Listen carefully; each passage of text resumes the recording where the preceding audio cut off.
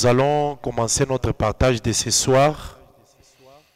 Je voudrais d'abord qu'on prie, qu'on remercie le Seigneur et lui recommander ces moments. Un moment vraiment précieux et merveilleux. Parmi les bien-aimés qui sont ici, nombreux sont les fruits vraiment des partages que nous avons eus dans des années passées. Et aujourd'hui, le Seigneur les a rendus des personnes fortes, élevées dans la connaissance. Alors c'est quelque chose que nous ne voulons vraiment pas arrêter.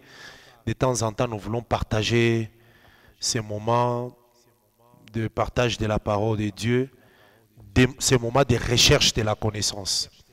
La connaissance est une force et j'ai toujours dit que la connaissance aussi c'est une promesse du temps de la fin. La Bible dit que plusieurs liront et la connaissance augmentera. Amen. Remercions le Seigneur pour ces moments. Aujourd'hui, je crois c'est notre troisième ou quatrième séance depuis que nous avons commencé ces livres de Lévitique. Nous allons terminer les chapitres 1 aujourd'hui. Alors, recommandons ces moments entre les mains du Seigneur. Prions au nom de Jésus-Christ.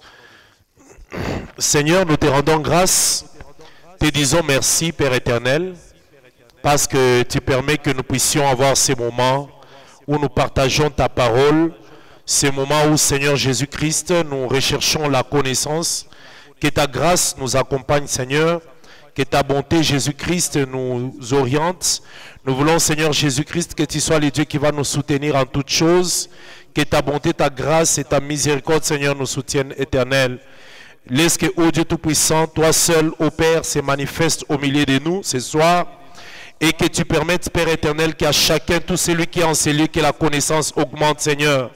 Augmente-nous la connaissance éternelle. Accorde-nous ta grâce, Jésus.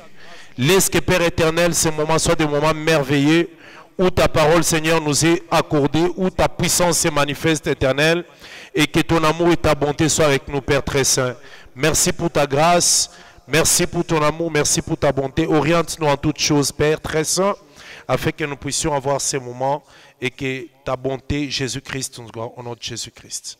Nous allons prier que le Seigneur nous fasse grâce, que par le Saint-Esprit, nous puissions encore comprendre sa pensée et découvrir des choses cachées dans la parole. Prions au nom de Jésus-Christ.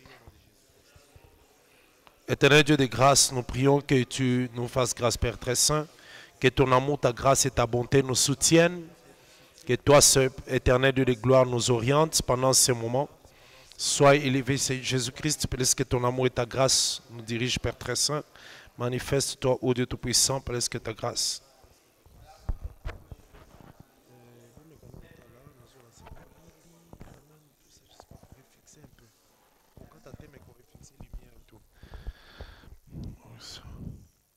Amen.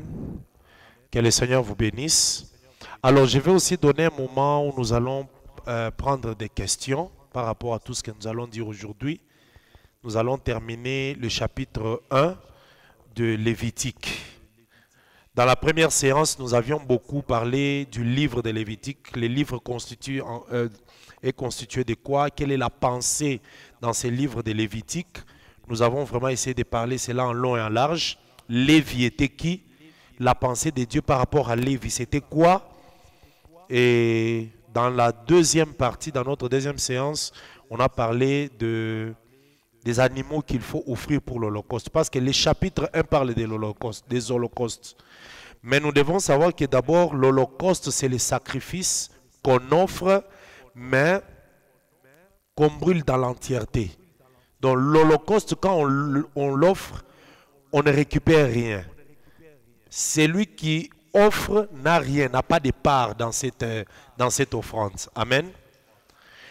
Et l'animal qu'on brûlait pour le pardon du péché dans la fête des expiations, c'était vraiment l'Holocauste.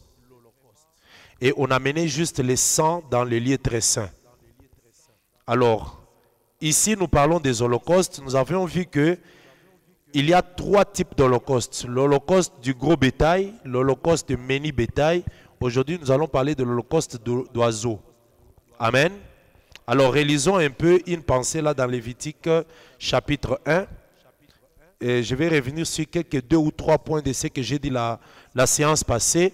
Et après, nous allons continuer aujourd'hui. Nous allons découvrir beaucoup de choses dans l'Holocauste de l'oiseau. Alors, Lévitique chapitre 1er, je lis le verset 1er aussi, au nom de Jésus-Christ. L'Éternel appela Moïse de la tente d'assignation et lui parla et dit, parle aux enfants d'Israël et dis-leur, lorsque quelqu'un d'entre vous offrira une offrande à l'Éternel, il offrira du bétail, du gros ou du menu bétail. Si son offrande est un holocauste de gros bétail, il offrira un mâle sans défaut, il offrira à l'entrée de la tente d'assignation devant l'Éternel pour obtenir sa faveur. Il posera sa main sur la tête de l'holocauste qui sera agréé de l'Éternel pour lui servir d'expiation. Il égorgera le veau devant l'Éternel et les sacrificateurs fils d'Aaron offriront le sang et les répandront tout autour sur l'autel qui est à l'entrée de la tente d'assignation. Il dépouillera l'holocauste et le coupera par morceaux. Les fils du sacrificateur Aaron mettront du feu sur l'holocauste et arrangeront du bois sur le feu. Les sacrificateurs fils d'Aaron poseront les morceaux, la tête et la graisse sur le bois mis au feu sur l'autel. Il lavera avec l'eau les entrailles et les jambes, et les sacrificateurs brûlera tout sur l'autel. C'est un holocauste, un sacrifice consumé par le feu d'une agréable odeur à l'Éternel. Amen. Donc ici, j'ai fait la lecture du premier type d'holocauste, ça veut dire l'holocauste du gros bétail. Je vous ai dit ceci, retenez que le gros bétail, c'est le bœuf, vache ou veau. Amen. C'est ça le gros bétail. Il y a aussi les menus bétail. Menu, ça veut dire petit. Pour le menu bétail, chèvre, agneau, bélier. Ça sont les menus bétail. Et puis il y a aussi l'oiseau. L'oiseau, on a parlé de tourterelle ou pigeon. Pourquoi le Seigneur avait classé ce type d'holocauste? C'est aussi en fonction des capacités d'avoir des personnes. Celui qui a beaucoup de moyens peut offrir un veau ou un bœuf. Celui qui a des moyens, je ne sais pas si on peut dire cela, lui peut offrir l'agneau, chèvre ou bouc. Amen. Celui qui a peu de moyens, pigeon ou tourterelle. Amen. Et nous connaissons cela. D'ailleurs, nous avons vu dans les Écritures que Marie et Joseph, quand ils sont allés présenter le fils Jésus, ils ont amené quoi? Pardon? Pigeon. Pourquoi pigeon? Parce qu'ils étaient d'une famille pauvre. Amen. Voilà. Alors ici, en ce qui concerne l'Holocauste, nous savons que l'Holocauste, c'est un sacrifice pour obtenir la faveur de l'Éternel. Suivez très bien, je vais dire des choses qui vont vraiment vous réveiller. L'Holocauste, ici on dit que c'est un sacrifice pour obtenir la faveur. Pourquoi on doit chercher la faveur? C'est parce qu'il y avait un homme qui était tombé, qui avait péché. C'était Adam. Vous comprenez? Maintenant, cet homme Adam-là avait perdu la faveur parce qu'on lui avait donné les jardins, la terre, il devait gérer les choses, mais quand il a péché, il est tombé. Pour que Adam soit renouvelé, il faut un holocauste pour qu'il obtienne la faveur. Et dans la Bible, on nous dit que dans les rouleaux, il est question de moi. Moi, là, c'est qui? C'est Jésus lui-même, c'est l'Éternel. Donc ici, quand la Bible dit que si quelqu'un d'entre vous veut offrir à l'Éternel, il l'offrira. C'est quelqu'un-là, c'est qui? C'est l'Éternel lui-même. Est-ce que nous nous comprenons? Donc, si l'Éternel veut offrir, il doit offrir soit gros, soit menu, soit oiseau. Maintenant, l'Éternel lui-même veut offrir. En offrant, il amène le bétail. Le bétail là, c'est qui? C'est Christ. C'est Christ qui est offert en holocauste pour le pardon d'Adam. Or, Adam, c'est nous tous ici. Nous étions dans Adam. Je pense que nous nous comprenons. Donc, l'Éternel aussi offre l'holocauste pour qui? Pour Adam. Parce que Adam est semblable et l'image de l'Éternel. Alors, pourquoi lorsque l'Éternel dans Lévitique, il appelle Moïse, il l'appelle de la tente d'assignation. Je vous avais expliqué, je ne reviens pas sur la tente d'assignation, j'ai expliqué la séance passée que la tente d'assignation, c'est le lieu de la rencontre de l'Éternel avec l'homme, donc avec Moïse. Ici, l'Éternel appelle de la tente d'assignation pour montrer que avant Lévi, l'Éternel appelait en dehors. Il était en dehors quand il faisait l'appel. Mais lorsque Lévi arrive, l'Éternel est dans une maison qu'on appelle sanctuaire. Donc ça veut dire que c'est Lévi qui amène le peuple dans la maison. Aujourd'hui, dans la Nouvelle Alliance, c'est le ministre qui introduit le peuple dans une maison. Est-ce que vous comprenez? Donc sans ministère, le peuple est en dehors. Il est à l'extérieur. Mais quand le ministère arrive, le peuple entre à l'intérieur. C'est comme ça que vous allez voir que dans Genèse, quand l'Éternel a appelé Adam, il était en dehors, il n'était pas dans une maison. Dans Exode, lorsqu'on appelle Israël de sortir de l'Égypte, il était à l'extérieur. Mais regardez, Lévitique commence par l'Éternel appelant Moïse de la tente d'assignation. Donc, à partir de Lévitique, l'Éternel est dans la maison. Et cette maison, c'est quoi? C'est le sanctuaire. Amen. Ok. Et nous avions dit que le gros bétail, c'est Christ. Pourquoi il est gros bétail? Parce que de tous les bétails qui sont venus avant, quand je dis bétail, comprenez que ce sont les prophètes. Psaume 44, la Bible nous dit que c'est à cause de toi qu'on nous regarde comme des brebis. Donc tous les prophètes sont des bétails. Mais parmi ces bétails-là, le gros bétail, c'est Christ. Il est le seul qui a pardonné les péchés. Il est le seul qui a marché sur les eaux. Il est le seul qui a mené la vie éternelle. Donc parmi les bétails, lui est le gros bétail. Amen. Amen. Ici, on nous dit que lorsqu'on égorge ces gros bétails, on doit l'égorger devant l'Éternel. Je répète, devant l'Éternel à l'entrée de la tente d'assignation. Est-ce que nous nous comprenons? Amen. Devant l'Éternel à l'entrée de la tente d'assignation. Regardez, lorsque Moïse est parti à la montagne, on lui montre les tabernacles. Les tabernacles qu'il lui a vu, c'était les tabernacles célestes. Mais on a dit à Moïse de venir représenter un autre tabernacle sur la terre. Mais devant le tabernacle, lorsque l'animal meurt, pour entrer dans les tabernacles, il y a quelque chose qui est devant les tabernacles. Cette chose-là, c'est quoi? C'est l'autel. Est-ce que vous comprenez? L'autel est à l'entrée de la tente d'assignation, à l'entrée du sanctuaire. Je vais répéter mon dessin ici, ça va vous aider. Nous avons ici, comme j'avais expliqué la fois passée, le lieu saint. Pardon, le lieu très saint. Ok? Vous comprenez? Suivez-moi vraiment. Dans les lieux très saints, ici, il y avait le voile à l'entrée. Et dans les lieux très saints, il y a l'arche. Ok? Après le lieu très saint, nous avons le lieu saint. Mais à l'entrée du lieu saint, il y a les rideaux. Je pense que c'est le frère Tidon la fois passée qui a posé la question, pourquoi ici il y a les voiles, pourquoi ici il y a les rideaux. J'avais donné l'explication, parce que le voile c'est l'image du corps. Alors pour entrer dans le lieu très saint, le corps doit se déchirer. Voilà pourquoi le corps de Christ était déchiré avant qu'il n'aille dans les tabernacles célestes. Alors ici, nous sommes dans le lieu saint. Dans le lieu saint, nous avons trois choses. Ok? La première chose, nous avons l'autel des parfums qui est devant l'entrée du lieu très saint. L'autel des parfums. Qu'on appelle l'autel d'or. C'est là où on offre le parfum. Là, c'est avant l'entrée. Au nord, il y a la table de pain de proposition. Et puis au sud, il y a le chandelier. Ok? Je fais une représentation comme ça. Pourquoi? Parce qu'un prédicateur doit connaître les 4 points cardinaux par rapport à l'évangile. C'est clair?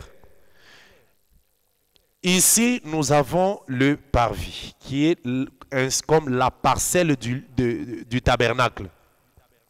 Dans le parvis, l'entrée du parvis aussi a un rideau. Il y a la cuve d'airain Et pardon, oui, la cuve ici des reins, et puis l'autel des holocaustes. Maintenant, suivez très bien. Le tabernacle, quand on le place, avant de le déposer, les sacrificateurs regardent où se trouve l'est. Dans les lieux où ils sont arrivés. Ils cherchent l'est. Dès qu'ils voient que l'est, le soleil se lève de ce côté, on met l'entrée vers l'est. Donc l'est ici. Ok? Quand l'entrée c'est à l'est, automatiquement, le fond du tabernacle c'est à l'ouest. C'est ça, non? Et comme nous sommes là à l'est, en principe, l'est est à la droite, le nord est devant. Donc le nord c'est de ce côté. Et puis le sud ici. Suivez, je vais expliquer quelque chose. Alors, le gros bétail, on l'offre dans les parvis à l'entrée de la tente d'assignation. C'est ici, sur l'autel des holocaustes.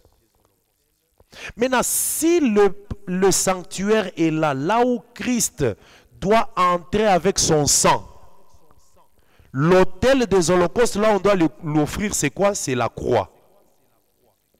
Est-ce que vous comprenez? Vous comprenez? L'autel, c'est le lieu où l'animal doit souffrir. C'est ce que Dieu avait déjà prévu dans sa préscience. Donc, l'autel, c'est l'endroit où l'animal doit souffrir. Là où l'animal souffre pour que le sang de l'animal maintenant entre dans les sanctuaires. Donc, le sanctuaire, là où Jésus est parti, qui est céleste, l'entrée du sanctuaire, c'est la croix.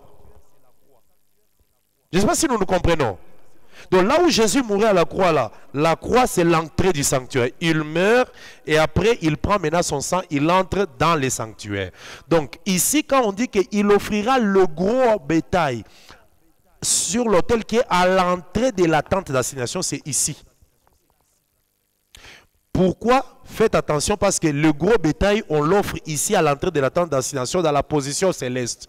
Mais le menu bétail, nous allons voir, lui, on l'offre au nord. C'est pour cela que je vous ai expliqué la fois passée que dans le langage, il y a d'ailleurs un bien-aimé, c'est le frère Léon qui m'a envoyé un voice aujourd'hui pour dire que je puisse expliquer comment est-ce que le nord et l'est c'est la même chose. Je pense qu'il suivra, il aura la réponse. Dans le langage de l'évangile, le nord et l'est c'est la même chose. J'ai donné le passage de Luc chapitre 1 qui dit « Grâce aux entrailles de la miséricorde, le soleil levant nous a visités d'en haut. » Est-ce que vous comprenez? Or, en haut, c'est le nord, en bas, c'est le sud. Or, le soleil levant qui nous visite d'en haut, il s'est levé où? À l'est. Donc, l'est et le nord, c'est la même chose. Amen. L'est, c'est l'Orient. Le nord, c'est le septentrion, comme on dit. Mais attention, si le nord et l'est représentent la même chose, donc le nord et l'est représentent Israël. Parce que Israël, c'est le lieu d'où s'est levé le soleil.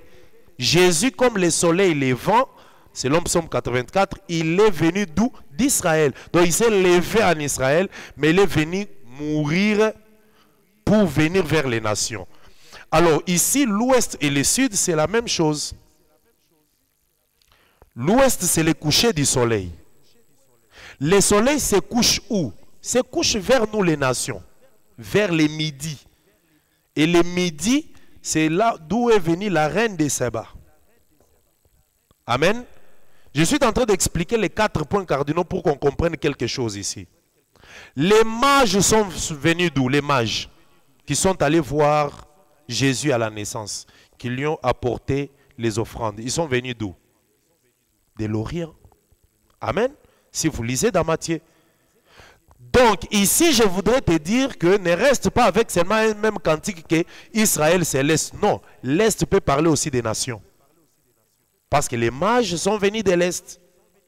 L'Est peut parler aussi des nations. Israël aussi peut parler de l'Est. Ça dépend de la manière dont tu positionnes dans l'enseignement. Amen.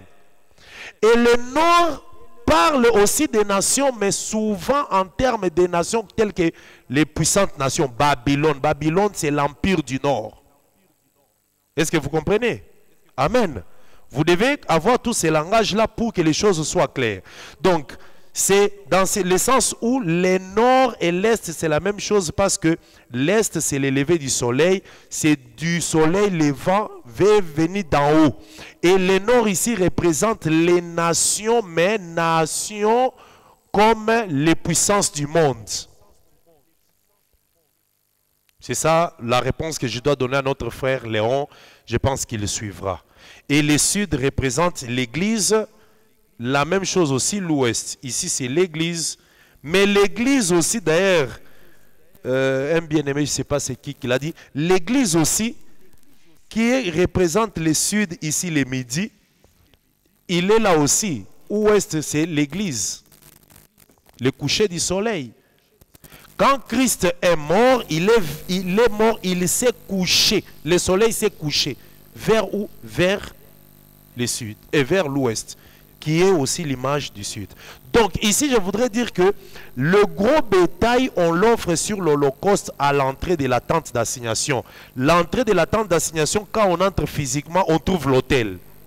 Mais dans les termes spirituels, là où Christ lui est mort, c'est la croix. Donc l'autel, c'est la croix. Amen. Amen. L'autel, c'est la croix. Donc voilà l'explication, c'est que je devais donner clairement. Ici, j'ai pu expliquer le problème du gros bétail, pourquoi il est offert à l'entrée de la tente d'assignation, ça veut dire à l'entrée de l'autel, donc sur la croix. J'avais aussi parlé du morceau du gros bétail, du morceau de l'Holocauste. L'Holocauste, c'est Christ dans l'entièreté. Mais on nous dit qu'il faut couper, dépouiller l'Holocauste et le couper en morceaux. Les morceaux de l'Holocauste, ce sont des prophètes. Amen. Tous les prophètes sont en Christ. Les morceaux de l'Holocauste, c'est les prophètes. Alors ici, nous comprenons que tous les prophètes qui sont venus aussi ont souffert. Voilà pourquoi on nous dit que les morceaux de l'Holocauste doivent être posés aussi sur l'autel. Tous les prophètes. Il n'y a aucun prophète que vous pouvez citer qui n'a pas souffert. Tous ont souffert, mais chacun à sa manière. En commençant déjà par Abel. Abel a souffert, il a été tué. Si vous prenez David, Moïse, Josué, tous ces prophètes-là, ils ont souffert, mais ils ont souffert comment? Leur souffrance, c'était l'image de la croix. Lisons Actes. Regardez Actes.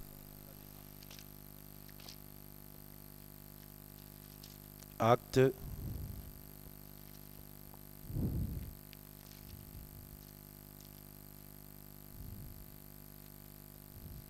Actes chapitre 7, je vais lire une portion ici.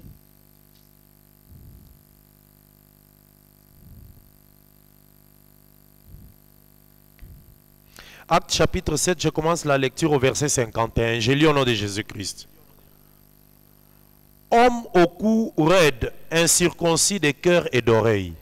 Là, c'est Étienne qui parle au peuple d'Israël. Homme au cou raide, incirconcis de cœur et d'oreille. Vous vous opposez toujours au Saint-Esprit. Ce que vos pères ont été, vous l'êtes aussi. Lesquels des prophètes, vos pères n'ont-ils pas persécuté? Vous écoutez la question que Étienne est en train de poser, la question, disons la question qu'Étienne est en train de poser aux Juifs, au peuple d'Israël. Lesquels des prophètes, vos pères n'ont-ils pas persécuté? Donc vos pères ont persécuté tous les prophètes. Pourquoi les prophètes ont été persécutés? Parce qu'ils étaient les morceaux de l'Holocauste. Amen. Et ici dans l'Holocauste, dans Lévitique chapitre 1, nous voyons que tous les morceaux de l'Holocauste aussi seront déposés sur l'autel. Donc l'arrivée de chaque prophète tel qu'il souffrait, c'est un morceau de l'Holocauste sur l'autel. Je continue. Lesquels des prophètes vos pères n'ont-ils pas persécuté? Ils ont tué ceux qui annonçaient. Ceux, ils sont nombreux. Hein? Vous voyez? Ils ont tué ceux qui annonçaient d'avance la venue du juste. Qui ont annoncé la venue du juste? Qui ont annoncé? Les prophètes. Donc quand tu regardes Abel, Abel annonce la venue du juste. Tu regardes Moïse, Moïse annonce la venue du juste. Je ne sais pas c'est qui. Naboth annonce la venue du juste. David, tous ces prophètes-là annonçaient la venue du juste, mais le Père ont tué. Amen. Alors, ils ont tué ceux qui annonçaient d'avance la venue du juste que vous avez livré maintenant. Donc, c'est les justes que vous avez livrés et donc vous avez été meurtriers. Donc, ici, nous comprenons que les morceaux de l'Holocauste dont on parle ici, ce sont les prophètes, mais qui sont aussi passés par la souffrance. Les prophètes, physiquement, ne sont pas montés à la croix. Parce que leur souffrance, c'était l'image de la souffrance que Christ aura à la croix. Amen. Ok. Donc, les entrailles et les jambes, j'avais aussi expliqué les entrailles et les jambes. Les entrailles, c'est l'intérieur de la personne. Jésus-Christ lui-même a expliqué qu'il était entraille. Pourquoi? Il a dit, je suis sorti du Père. Donc le Père, c'est tout un corps, mais dans le Père, il y avait les entrailles qu'on a fait sortir. Parce que les entrailles, c'est l'intérieur. Amen. Je suis sorti du Père. Les entrailles et les pieds, c'est la même chose dans un langage spirituel. Je vais expliquer pourquoi c'est la même chose. Les entrailles, c'est l'intérieur. Ça représente le Fils. Parce que la Bible même dit, ça c'est Paul qui dit, recevez Onésime qui est mes propres entrailles. Amen. Et puis grâce aux entrailles de la miséricorde. La miséricorde, c'est Dieu. Cette miséricorde-là a des entrailles. Amen. Grâce aux entrailles de la miséricorde, le soleil levant est venu. Donc, dans la miséricorde, là, il y a des entrailles. Quand ces entrailles-là ont été émues, le Fils est venu. Maintenant, le Fils là qui vient, il est le pied de celui qui s'assoit dans le trône. Parce que la Bible dit, le trône, le ciel est mon trône, la terre est mon marchepied. Quand on dit le ciel est mon trône, la terre est mon marchepied, ça veut dire quoi? Cette personne-là, quand elle est assise, elle s'assoit sur le trône dans le ciel, mais ses pieds touchent la terre. Maintenant, s'il veut marcher, il ne marche pas là-bas sur le trône, il marche sur la terre. Il n'a pas dit que le ciel c'est mon marchepied, c'est la terre qui est le marchepied. Oh, celui qui est assis sur le trône, il est venu marcher comment? Il est venu par le Fils. Quand le Fils est descendu, c'est ça la marche de celui qui est assis sur le trône. Donc nous comprenons que le Fils c'est les pieds, c'est les jambes de celui qui est assis là-bas. Est-ce que nous comprenons? Amen. Donc, les jambes ou les pieds, c'est le Fils. Voilà pourquoi, lorsque Jésus est arrivé comme Fils et comme entraille, il a été trempé dans l'eau pour le baptême. Avant qu'on ait vous savez, avant qu'on ait place l'animal sur le feu de l'autel, il faut que ses pieds ou ses jambes et ses entrailles soient lavées. Donc ça veut dire que Jésus devait d'abord être baptisé avant de mourir. Donc le lavement des entrailles et des jambes précède la souffrance sur l'autel. Amen. Ici, je suis parti un peu trop vite avec le gros bétail. Donc j'ai fait une récapitulation sur ce qu'on avait dit sur le gros bétail. En termes maintenant du petit bétail, lisons rapidement pour le menu bétail. Parce que je voudrais qu'on arrive au niveau de l'holocauste d'oiseaux. Le menu bétail commence au verset 10. Je lis au nom de Jésus-Christ. Amen. Si son offrande est un holocauste du menu bétail, d'agneau ou de chèvre, on précise bien. Pour le gros bétail, c'est précisé au verset 5, le veau. Mais ici, pour la chèvre, on dit ici son holocauste. Et si son offrande est un holocauste du menu bétail, d'agneau ou de chèvre, il offrira un mâle sans défaut. Amen. Pourquoi on insiste toujours mâle sans défaut? Même le veau aussi. On avait dit un veau, mais sans défaut. C'est parce que le salut doit venir par ce qui est pur, qui est sans défaut. S'il fallait offrir Moïse c'est aussi un bétail. Il peut être gros ou menu, parce que Moïse aussi c'est un gros bétail. Hein. Est-ce que vous savez que Moïse c'est un gros bétail? Oui. La Bible dit qu'il n'a pas pari de prophètes comme Moïse, donc c'est un gros bétail. Mais c'est un gros bétail avec défaut. On ne pouvait pas l'offrir pour la faveur de celui qui doit recevoir la faveur de l'Holocauste. Qui doit recevoir la faveur de l'Holocauste? C'est l'Éternel. Je vais vous scandaliser. L'Éternel était dans l'éternité, seul. Personne ne lui a demandé de faire tout ce qu'il pouvait faire là. Mais lui-même, il s'est dit, je crée quelqu'un à mon image et à ma ressemblance. C'est lui. Donc, quand Adam est venu dans les jardins, c'est l'Éternel. Parce que Adam est l'Éternel en miniature. Donc, il est l'ombre de l'Éternel. Il est l'image de l'Éternel. C'est l'Éternel. Maintenant, lorsque Adam pêche, c'est l'Éternel qui pêche. Je te scandalise, hein? Tu refuses. Dites Amen. Amen. Amen. Mais pourquoi vous voulez accepter que Adam c'est l'Éternel, mais vous refusez qu'il a péché? Tout ça c'est quoi? Ce sont des ombres. Pourquoi? Parce que l'Éternel doit réaliser les choses qu'il a planifiées dans Lévitique. Donc ça veut dire que c'est lui-même qui s'est placé là-bas. Il est tombé. Quand il tombe, c'est l'image là de l'Éternel qui est tombée. Vous devez comprendre, c'est l'image de l'Éternel qui est tombée. Ce n'est pas le véritable Éternel qui a péché, mais son image est tombée à péché. Alors, comme son image a péché, lui-même, il faut qu'il cherche quelque chose pour offrir, pour obtenir la faveur de son image qui est tombée. C'est pour ça qu'il prend l'Holocauste qui est Jésus, il l'offre. En l'offrant, son image obtient la faveur. Est-ce que nous comprenons? C'est ça même l'Holocauste.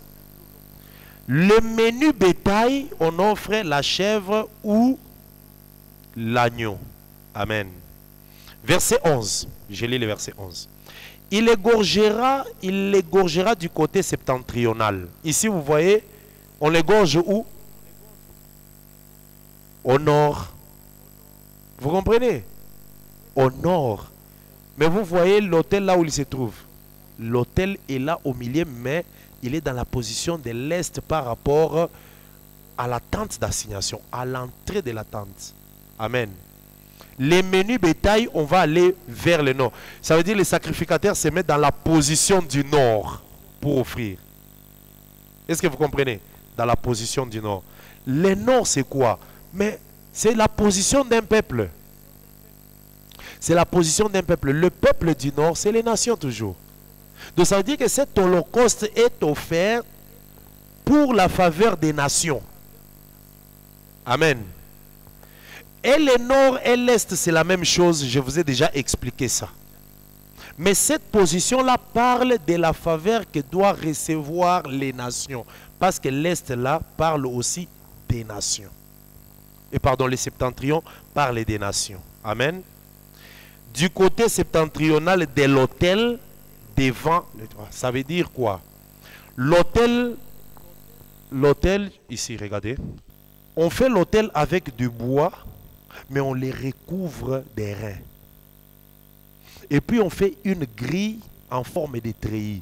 Parce que quand on prend l'animal, on dépose dessus, on met le bois qui brûle. Il faut que par les treillis, certaines choses tombent en bas. Il y a un endroit où on doit aller recueillir le cendre. Dans l'autel, il y avait quoi? Il y avait la pelle, il y avait des bassins, il y avait encore quoi? Des fourchettes? Non, qu'est-ce que je dis? Lisons. Je vais prendre cette portion-là pour qu'on puisse pas dire.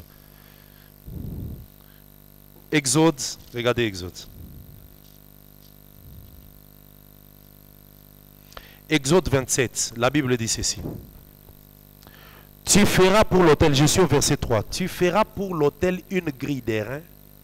Non, je monte d'abord au-dessus. Verset 3, tu feras pour l'autel des cendriers, des pelles. J'écris des pelles là-bas. Il y a les cendriers. pelle, cendrier, il y a les bassins, fourchettes,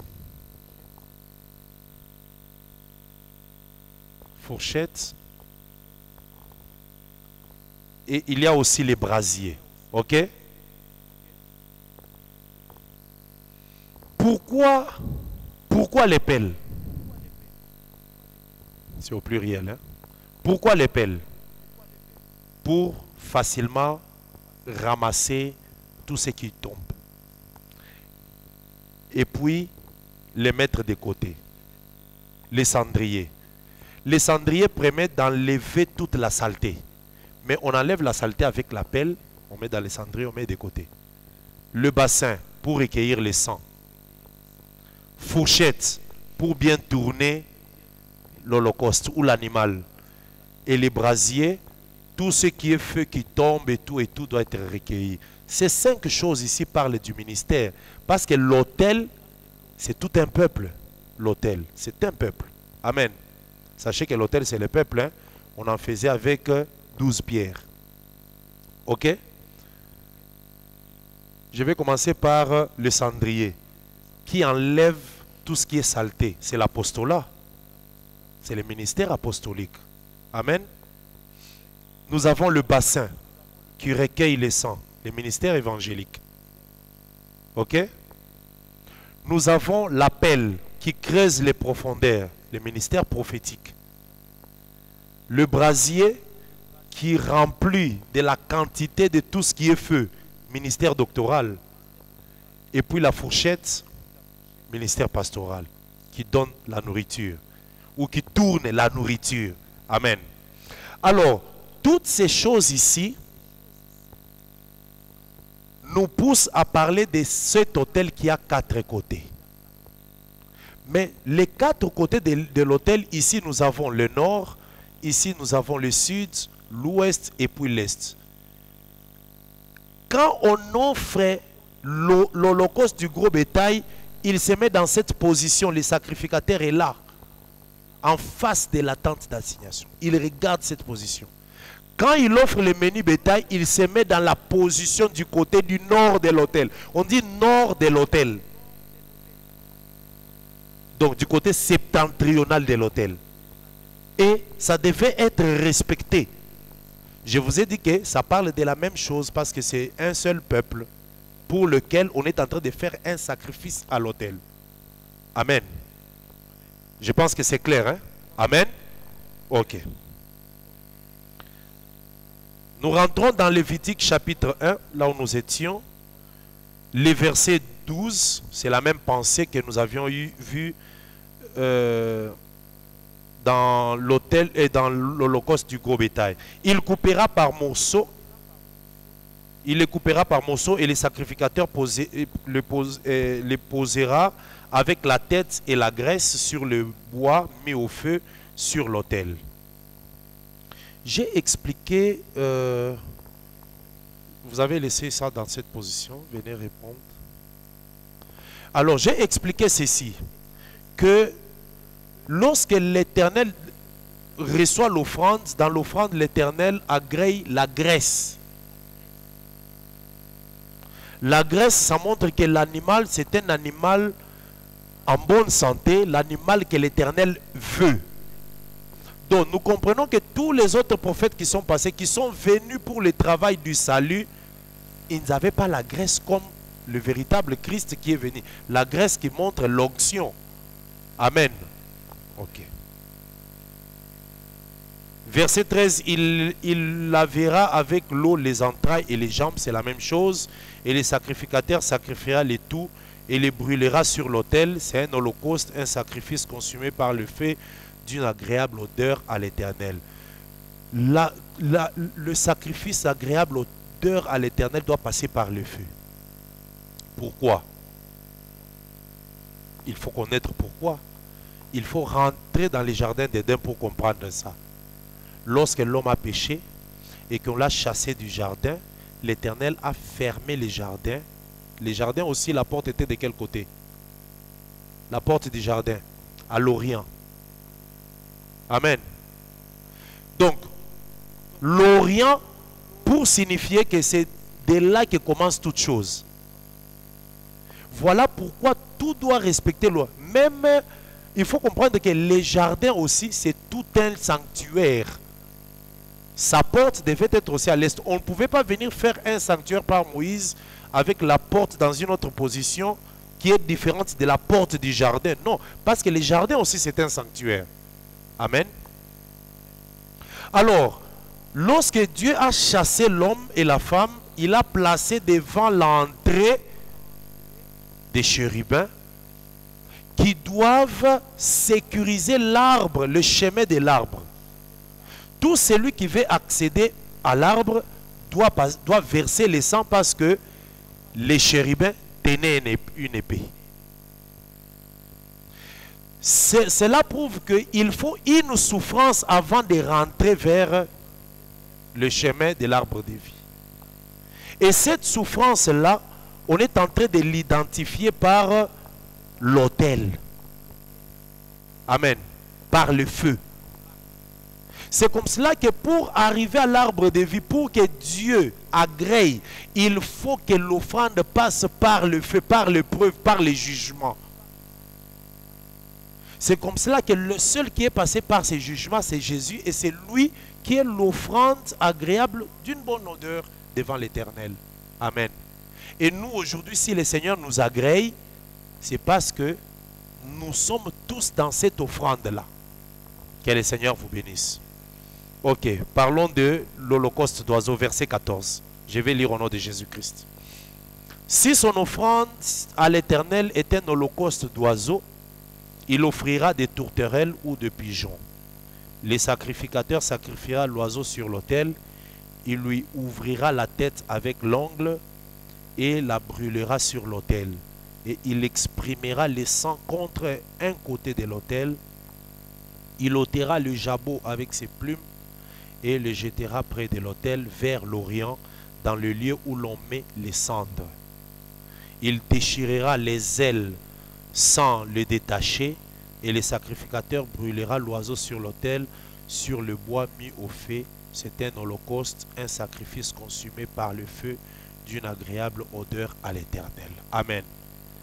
D'abord, il faut savoir que quand on parle de l'oiseau, nous parlons de l'esprit.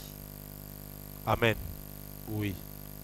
Vous allez comprendre que cet holocauste est spécial dans beaucoup de choses parce que c'est une preuve que Christ, quand il est mort, il n'est pas mort totalement en tant qu'holocauste d'oiseau.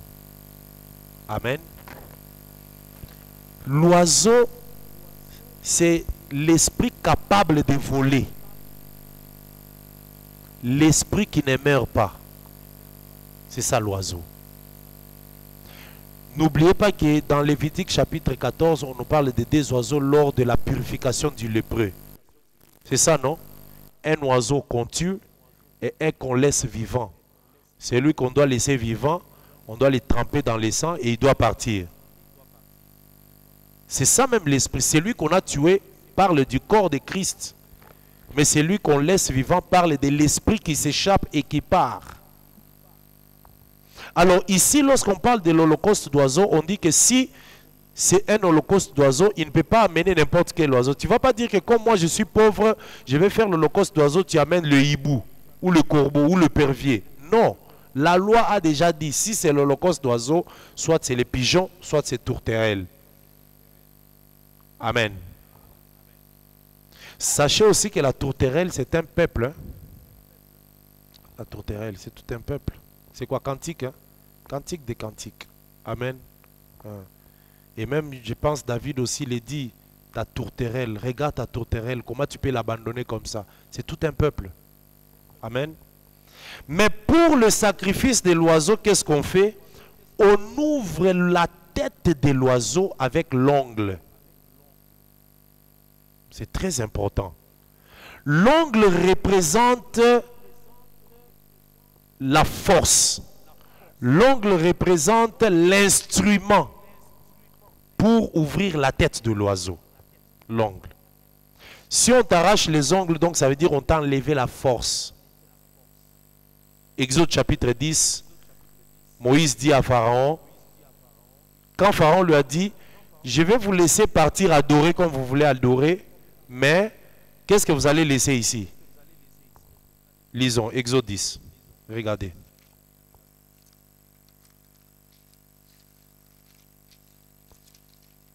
Exode chapitre 10.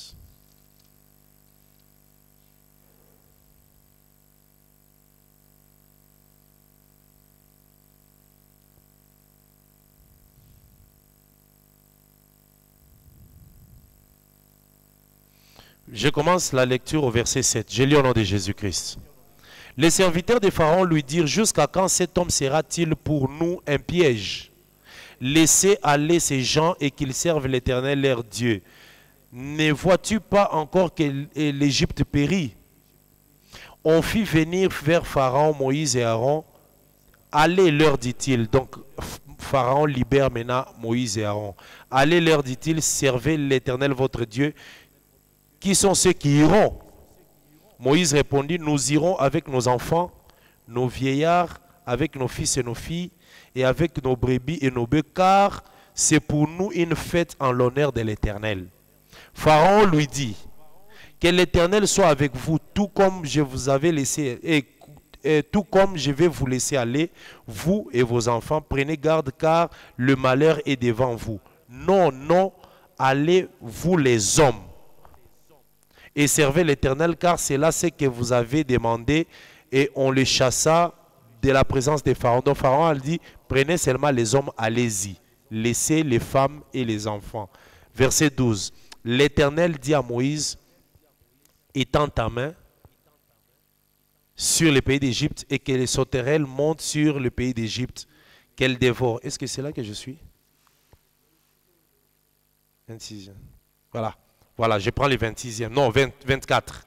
Pharaon appela Moïse et dit: allez servir l'Éternel. Il n'y aura que vos brebis et vos bœufs qui resteront, et vos enfants pourront aller avec vous. Moïse répondit: tu mettras toi-même entre nos mains de quoi faire les sacrifices et les holocaustes que nous offrirons à l'Éternel notre Dieu. Nos troupeaux iront avec nous, il ne restera pas un ongle. Moïse parle de l'Holocauste, il dit: on ne va pas laisser les ongles, parce que si on part sans les ongles, comment est-ce qu'on ira faire l'Holocauste d'oiseaux? Amen. Est-ce que quelqu'un comprend ça? Voilà. Il ne restera pas un ongle. Pour dire que l'ongle, c'est une force qui doit les servir pour l'offrande de l'Holocauste. Les ongles. Dans Deutéronome 21, peut-être on ne va pas lire, la loi disait: dès que vous allez en guerre et que vous attrapez une femme, qu'est-ce que vous faites? Deutéronome 21. Vous devez lui couper les cheveux et les ongles. Hein? Il va se faire les ongles. Deutéronome 21.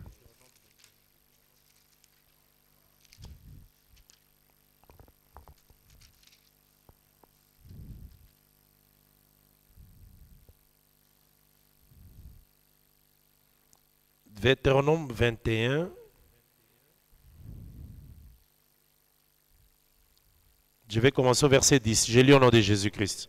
Lorsque tu iras à la guerre contre tes ennemis, si l'Éternel les livre entre tes mains et que tu leur fasses des prisonniers, peut-être verras-tu parmi les captifs une belle femme de figure, et auras-tu le désir de la prendre pour femme. Alors tu l'amèneras dans l'intérieur de ta maison, elle se rasera la tête et se fera les ongles. Amen. Vous comprenez? Je ne vais pas vraiment entrer dans ces domaines ici. Ça, c'est tout un enseignement. Hein? Amen. Si on s'y met ici, on va parler de beaucoup de choses. La femme qui doit entrer dans l'intérieur de la maison, qu'on doit raser la tête et doit se faire des ongles. Ici, la femme doit se faire les ongles. Ça veut dire qu'elle doit préparer les choses avec lesquelles elle doit être capable de combattre en se faisant les ongles. Je vais vraiment vous expliquer ça calmement.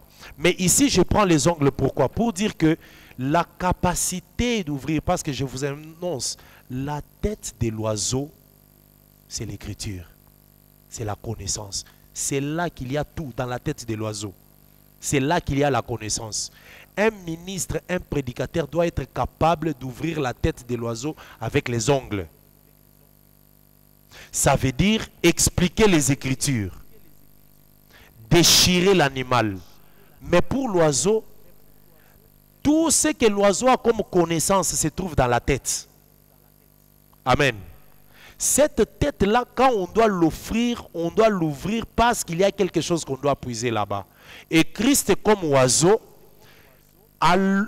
lorsqu'il a été offert comme holocauste, sa connaissance doit rester vers un peuple. On va voir ça en bas là-bas.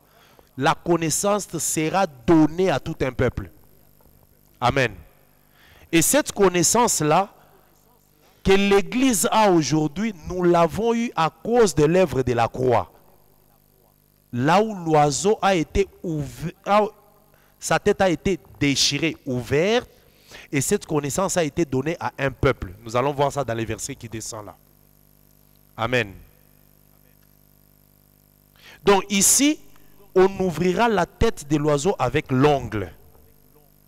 Ça veut dire que le peuple qui sera capable de découvrir les connaissances qui sont dans la tête de cet holocauste qu'on est en train d'offrir à l'Éternel doit avoir une capacité pour arriver à puiser cette connaissance-là. Et cette capacité-là, c'est l'ongle. Amen. C'est le ministère. Nous tous ici, nous prêchons que la main de l'Éternel a 5 doigts. C'est ça, non? La main a 5 doigts. Et c'est par ces doigts-là que les ongles sont capables d'ouvrir la tête de l'oiseau. Ça veut dire que c'est une connaissance spirituelle. L'offrande ou l'holocauste de l'oiseau est exceptionnel parce que c'est l'offrande de quelque chose qui ne meurt pas. Je ne sais pas si nous nous comprenons.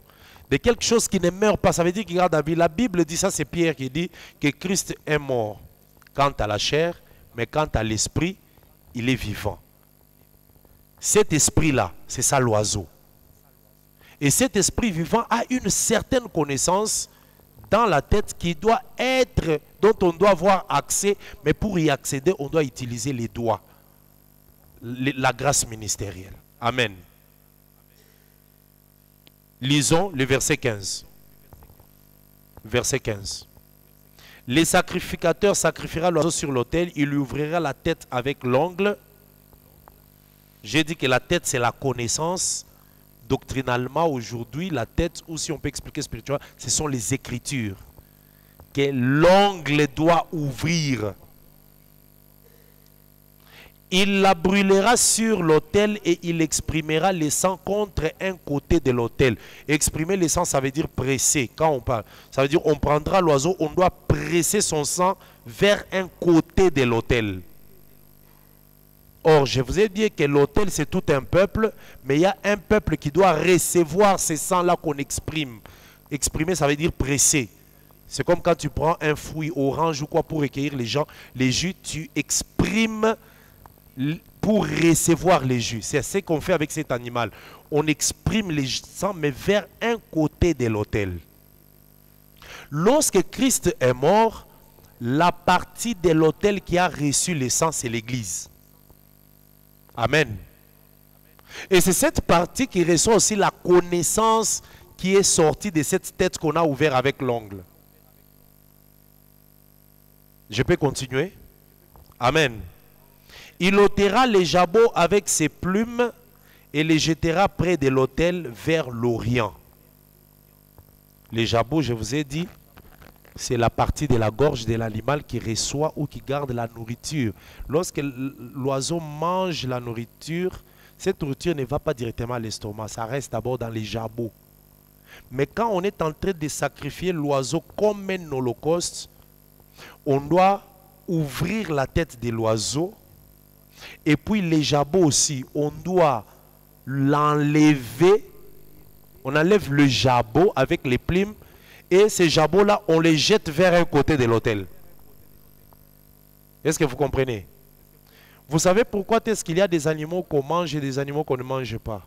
Quand vous lisez Lévitique, les animaux qu'on mange, parmi les animaux, on vous dit qu'il faut manger des animaux qui ruminent. Qui ruminent pourquoi?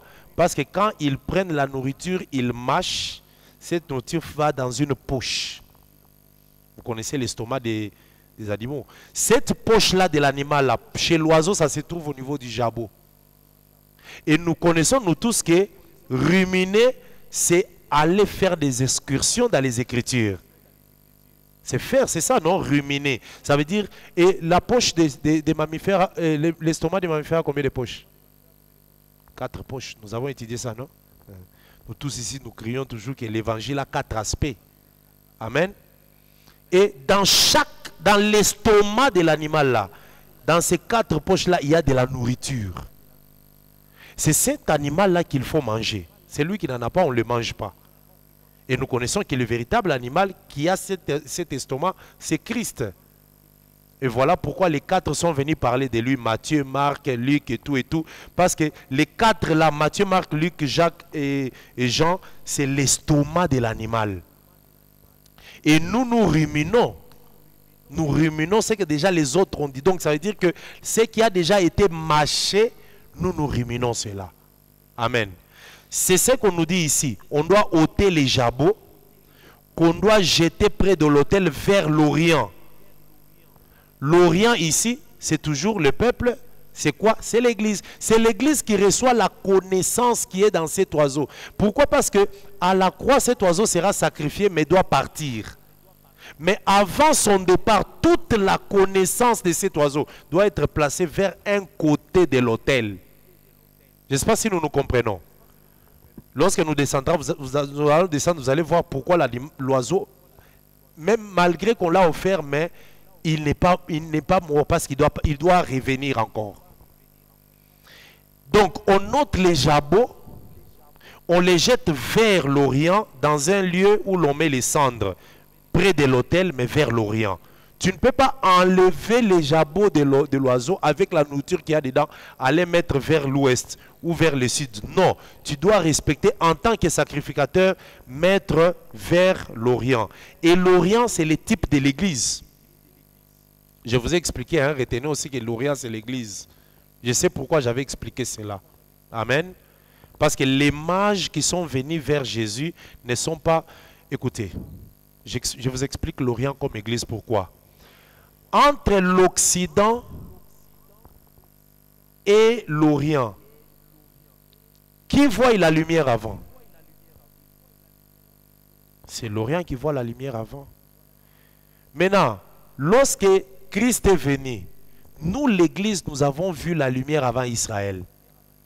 Dans cette position-là, nous sommes l'Orient. Est-ce que nous nous comprenons? Hein? Parce que c'est comme ici, non? Regardez.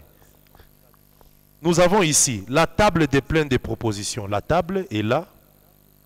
Ici, c'est les chandeliers.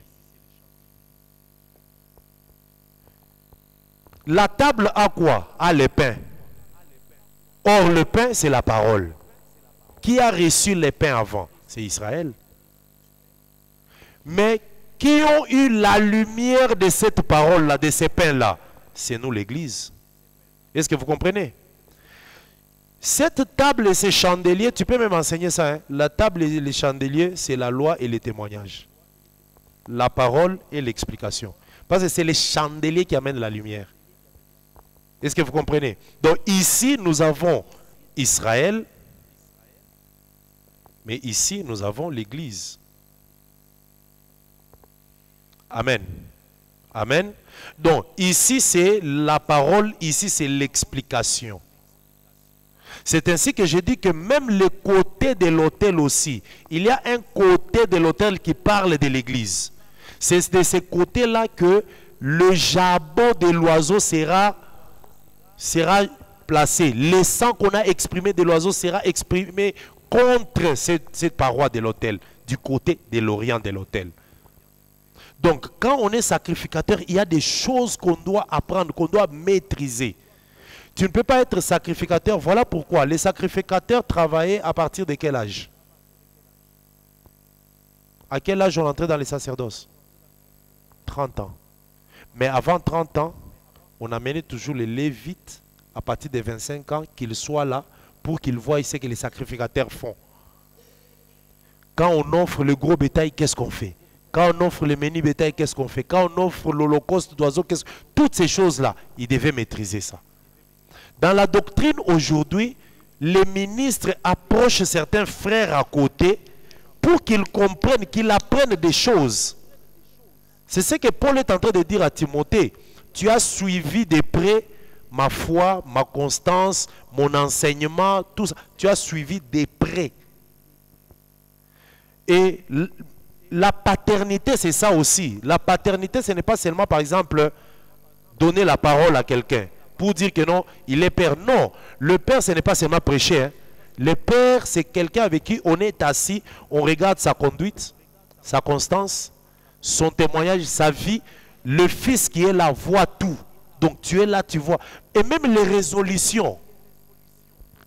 Les résolutions, c'est-à-dire comment est-ce qu'il résout les problèmes.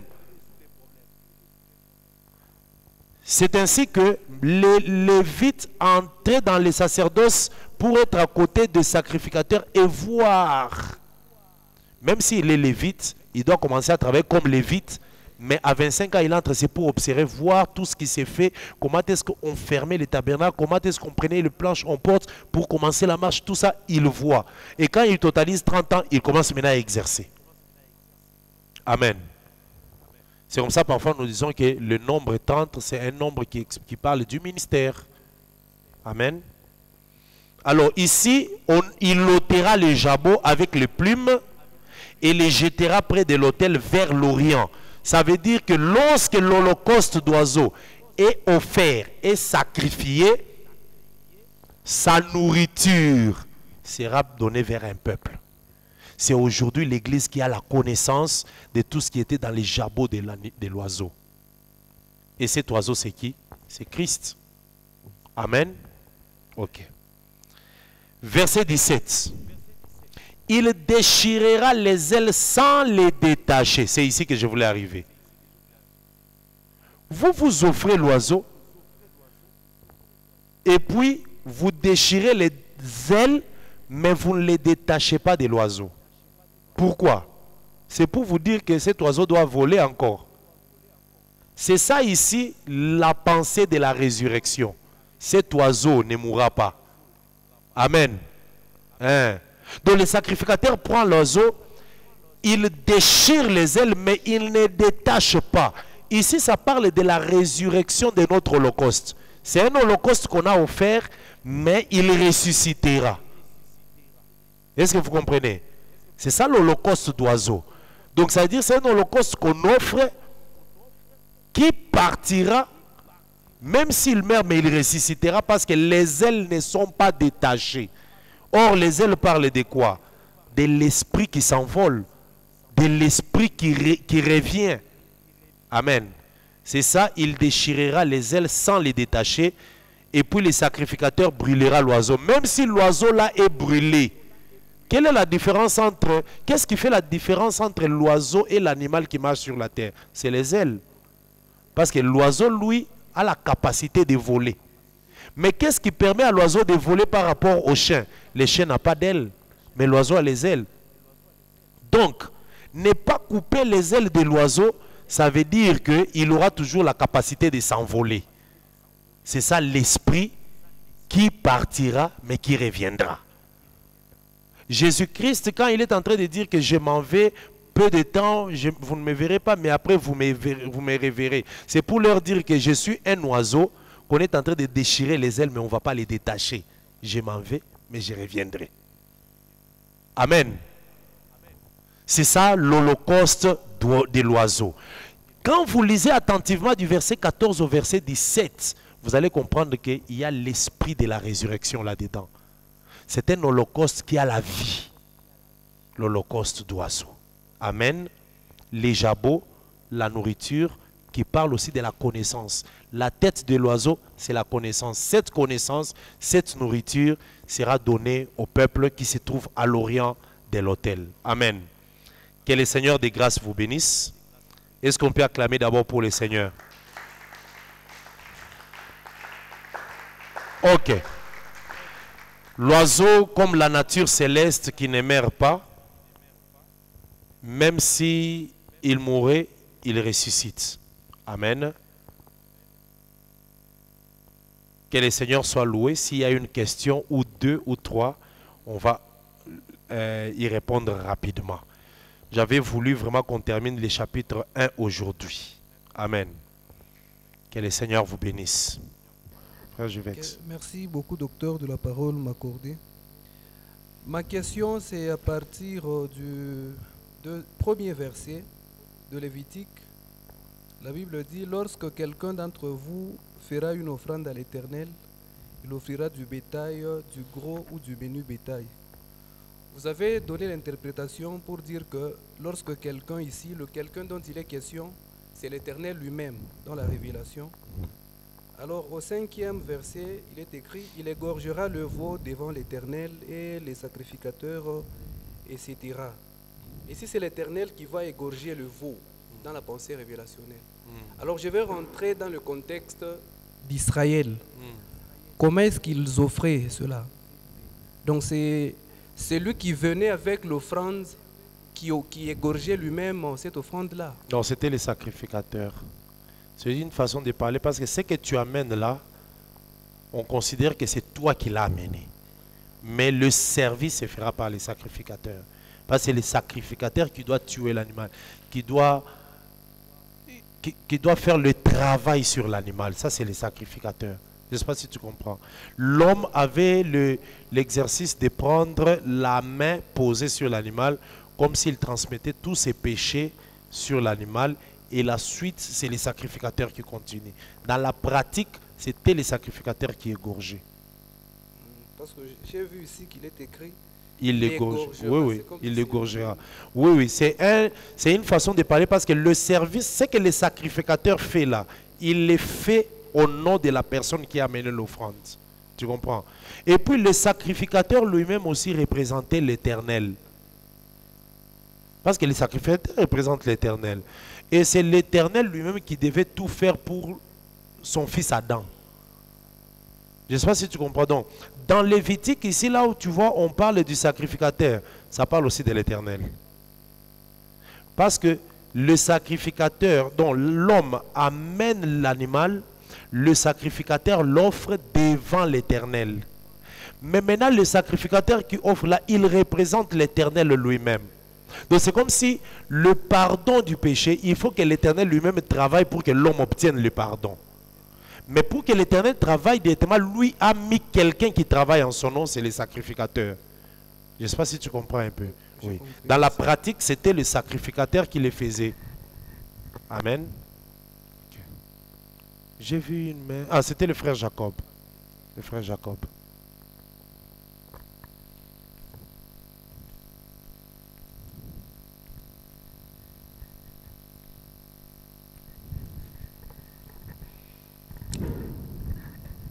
Merci, docteur, pour la parole. Moi, je voulais avoir une précision sur l'oiseau. Au verset 16 là-bas, lorsqu'on dit « Il ôtera les jabots avec ses plumes et les jettera près de l'autel vers l'Orient, dans le lieu où l'on met les cendres. » Quand vous avez donné... là, tu as lu... oui, au verset 16, oui.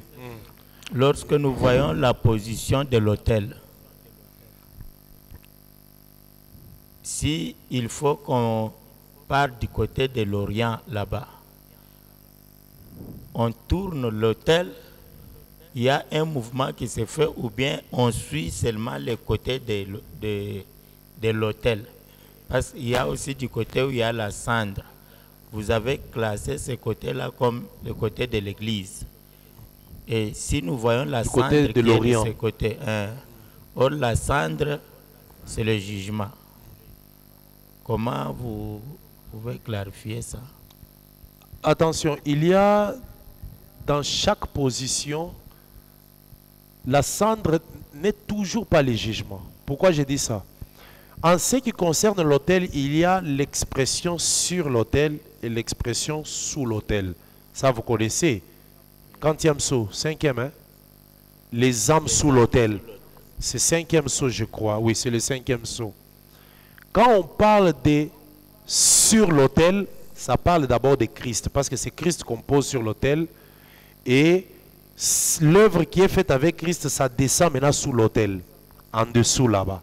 C'est là où il y a les âmes qui réclament vengeance. Et nous disons que les âmes qui réclament vengeance parlent d'Israël. Mais il y a aussi l'expression sous l'autel qui parle de l'Église. Parce que sous l'autel, qu'est-ce qu'il y a? Il y a le feu. Le feu là, ce n'est pas seulement le feu du jugement, ça peut être aussi le feu de l'amour de Dieu. Selon Cantique. Nous, l'Église, nous sommes dans le feu de l'amour de Dieu. Or, le feu ne vient que de l'autel. Je ne sais pas si tu comprends. Donc, c'est comme quand on parle de l'eau. L'eau n'exprime pas seulement le Saint-Esprit. L'eau peut exprimer aussi la parole. L'eau peut parler du Saint-Esprit. L'eau peut parler même du diable. Quand l'ennemi viendra comme des fleuves. Tu vois un peu. Alors, là, ici, tout feu ne parle pas seulement du jugement. Il y a des feux qui parlent de l'amour. Parce que nous, là, nous sommes conservés dans le feu de l'amour de Dieu. Et dans l'autel là-bas, sachez que nous sommes sous l'autel. Or, sous l'autel, il y a le feu. Mais sur l'autel, il y a l'animal ou l'holocauste. Je ne sais pas si tu comprends un peu. Oui, oui. J'ai compris. Maintenant, par rapport là où on jette les jabots et le plume là, s'il faut bien dire, c'est entre l'autel et la table de pain. Pardon? Là où on jette le plume. Oui. C'est entre l'autel et la table. C'est de ce côté-là.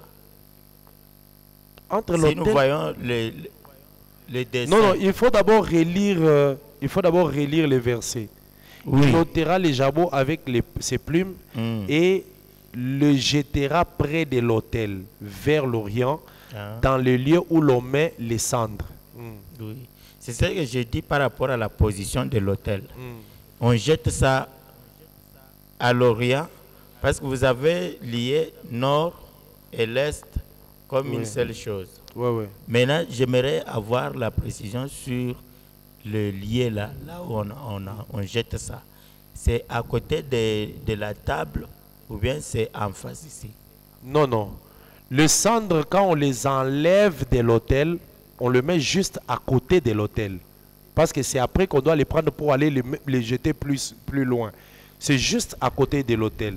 Mais la précision n'est pas donnée de l'endroit où se trouve cet endroit-là. Mais ici, on dit vers l'Orient, dans les lieux où l'on met les cendres. Si ça se met de ces côtés-là, ça sera vers l'ouest.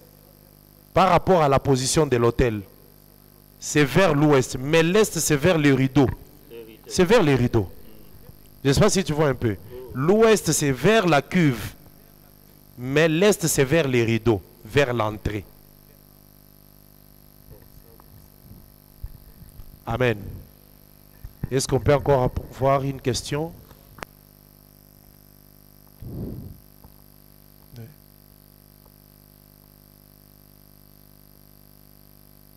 Oh. Ok. Ah, le micro ne parlait pas. Ou bien on va revenir. C'est Papa Samuel et Frère John. Revenez sur vos questions.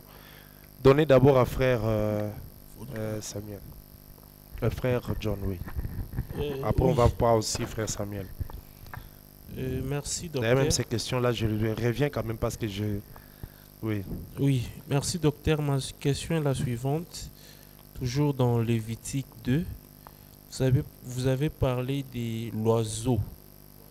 Cet oiseau, au verset 16, on a dit que cet oiseau ne devrait pas être... je suis au verset 16. C'est le verset 17 où on ne devait pas détacher les ailes. Il ne devrait pas être déchiré, on ne devrait pas détacher. Est-ce que cette écriture peut être semblable à Jean 19, verset 36, où les os de Christ ne devraient pas être brisés? C'était ça la question. Ok. Donc c'est exactement ça. La pensée d'abord, c'est ça, parce que le fait que les os de Christ ne devaient pas être brisés, c'est la pensée qu'on a donnée dans Exode 12 où on ne devait pas aussi briser les os de l'agneau. Donc ça parle aussi de la vie qui doit être dans l'agneau. Aujourd'hui, nous disons, quand on parle doctrinalement, Donc nous devons aussi garder la doctrine sans la déformer. La doctrine, c'est les os. Mais ici, ça exprime aussi le fait que l'animal ne peut pas mourir, même s'il est égorgé, même s'il est sacrifié, mais en lui, il y a une pensée de la résurrection. Donc nous sommes revenus aussi par rapport à ça en exprimant, en utilisant les termes comme un agneau immolé. Quand on dit comme un agneau immolé, ça veut dire cet agneau, il est mort, mais en réalité, il est vivant. L'apôtre Pierre aussi l'a dit que Jésus est mort quant à la chair, mais quant à l'esprit, il est vivant. Donc voilà ses pensées. Oui, la deuxième question était la suivante. Pourquoi est-ce que l'apôtre Paul a utilisé le langage Christ crucifié? Or, nous savons que Christ, c'est un esprit. Pourquoi l'apôtre Paul ne pouvait pas dire Jésus-Christ, mais il a dit juste Christ crucifié dans 1 Corinthiens 5? Oui, le Christ, c'est comme nous disons que le Christ veut dire le oint. Le Messie, le oint. Or, il y a le oint et il y a aussi l'esprit ou l'onction. Alors, en tant que oint, il est mort. Mais l'onction qui est sur lui ne meurt jamais. Cette onction aussi s'appelle Christ. Lui aussi, le oint s'appelle Christ. C'est comme ça que dans Daniel, il y a l'expression où le Christ et le oint sera retranché. Quand on dit que le oint est retranché, c'est lui en tant qu'homme. Par rapport à la mission qu'il avait, il termine et on le retire de cette mission-là. Là, en tant qu'homme, en tant qu'oint, on dit que le Christ a été crucifié. Mais en tant qu'esprit, l'esprit ne meurt jamais. Voilà pourquoi dans, je pense c'est Luc chapitre 1, la Bible dit que l'Esprit de Dieu te couvrira et le saint enfant qui naîtra sera appelé Fils de Dieu.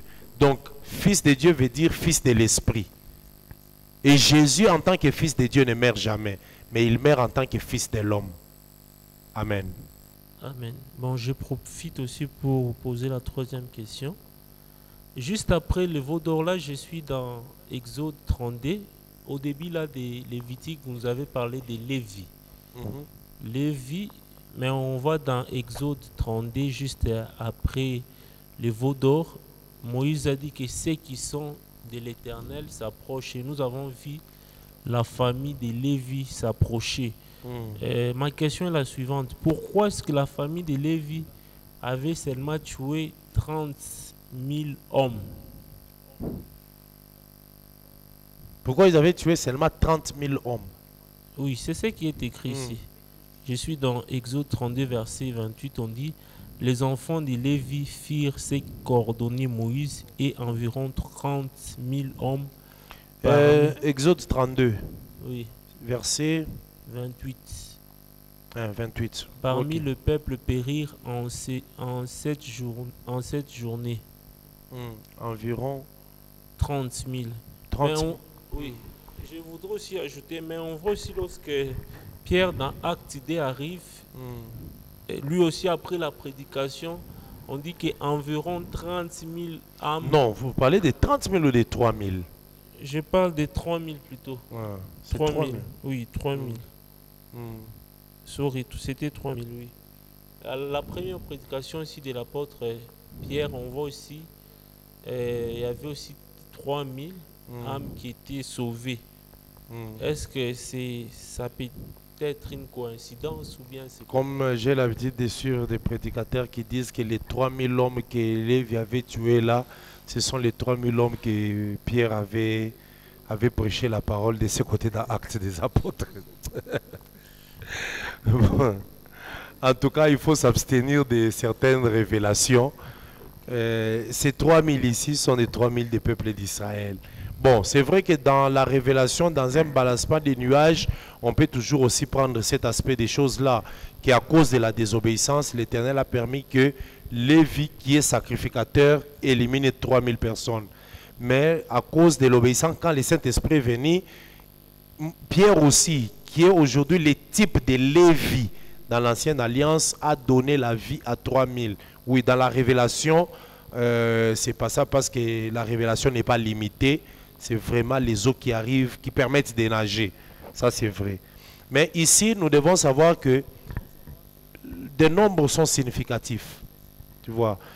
On a toujours déconseillé à un prédicateur d'enlever les zéros dans les nombres. Parce que quand il y a 3000, on risque d'enlever... j'enlève des zéros, ça reste 30. 30 là, c'est quoi des messages? Ce sont des raisonnements. Mais ici, il n'y a pas une pensée que je peux donner par rapport aux 3000 hommes. Peut-être le Seigneur, par la grâce de Dieu, dans certaines recherches, il nous ouvrira la connaissance pour qu'on comprenne pourquoi seulement les 3000. Il y a eu 24 000, c'est combien? 24 000 hommes qui ont aussi péri. Regardons ça, nombre. Combien? Qui ont été avalés par la terre. C'est combien? Cherchons ça dans nombre. Lorsqu'il y a eu la désobéissance de Dathan et... C'est ça, hein? Dathan et Abiram. Ce nombre combien? 12? Pardon? Attendez, nous allons retrouver ces passages. Retrouvons ça, c'est dans nombre. Je crois qu'il y a eu 24 000 personnes qui ont péri le même jour. C'est 16, hein? La révolte de Corée et Dathan.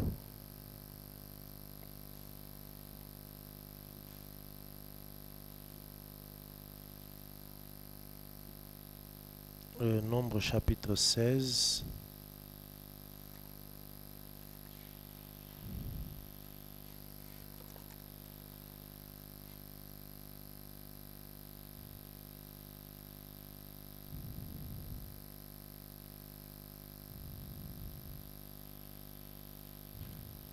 Non, Nombre chapitre 16, verset 35, on dit « Un feu sortit de devant l'Éternel et consuma les 250 hommes qui offraient. » Non, c'est pas ça. Je parle de quand ils ont été engloutis dans la terre.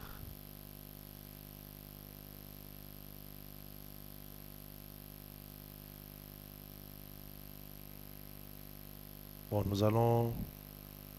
nous pouvons retrouver ces passages après. Donc, je prenais cet exemple-là pour faire voir que c'est vrai, nous ne limitons pas la révélation. Une révélation peut venir par rapport à cette pensée de 3000 qui ont été engloutis le même jour. Il y en a 24 000 qui ont, je crois, qui ont été aussi engloutis. Verset combien? On a donné un nombre là-bas. Ici, on a dit seulement la terre ouvrit sa bouche pour les engloutir et tout ce qui leur appartient, ils s'en distraient. Là, on n'a pas donné les nombres. Alors, donc, je disais que chaque nombre dans l'Écriture a une explication. Les seigneurs, au jour de l'Éternel, s'ils donnent la pensée, on peut toujours donner sur ces nombres de 3000 là. Parce qu'on doit garder la pensée de l'Écriture en évitant d'enlever les zéros. Amen. Ok. Oui, le frère Samuel. Oui, docteur. La question était de savoir, comme vous avez parlé que les gros bétail, on peut considérer aussi Moïse comme étant gros bétail du fait que on a témoigné, on a parlé de lui qui n'a pas pari un grand prophète comme Moïse. Voilà pourquoi j'ai posé la question. On peut prendre aussi Jean-Baptiste comme un gros prophète, un gros bétail, voulais-je dire, comme Jésus lui-même l'a témoigné. Et à cela, nous mettons des garde-fous, parce qu'il y a des branhamistes qui peuvent dire aussi, non, notre prophète a ressuscité, si c'est les Kyrie, tout ça. Il est aussi parmi les gros bétail. Suite à quelque chose là, il a ressuscité. C'est suite, parce que les Kimbanguistes aussi peuvent dire que Mimbanga a ressuscité, il est aussi gros bétail. Ok, une bonne question. C'est Deutéronome 34, 10 qui dit que nul n'est... non, 10, oui. Il n'a plus paru en Israël des prophètes semblables à Moïse que l'Éternel connaissait face à face. Donc, c'est déjà à partir de là, nous comprenons que Moïse aussi, si les prophètes sont considérés comme des bétails dans Psaume 44, je pense verset 28, là où David lui-même dit que, non, c'est David ou bien Corée, nous sommes regardés comme des brebis qui sont amenés à la boucherie. Donc Moïse aussi est considéré comme gros bétail parce que c'est le grand prophète. Il n'a pas pari des prophètes comme lui. Jean-Baptiste aussi, oui, c'est vrai, parce qu'il faut savoir que Jean-Baptiste aussi est le type de Moïse dans certaines choses. De la même manière que Moïse a introduit le premier souverain sacrificateur dans les sacerdoces, qui était Aaron, en le lavant, Jean-Baptiste aussi a introduit les souverains sacrificateurs de la nouvelle alliance dans les sacerdoces. Quand il a baptisé, et la Bible dit, après cela, Jésus commença son ministère. Jean-Baptiste aussi est gros bétail. Mais tout prophète aussi en termes de l'ombre, dans l'ombre, ce sont des gros bétails. Parce que les prophètes là, c'était des hommes que Dieu plaçait devant le peuple. Et parfois, il était seul dans cette période-là. Lui-même apporte les ainsi dit l'Éternel. C'est aussi des gros bétails, mais dans l'ombre. Parce que le véritable gros bétail, c'est celui qui a donné le salut, c'est Jésus-Christ. Donc après lui, tous ceux qui viennent après là, il n'y a plus de gros bétail.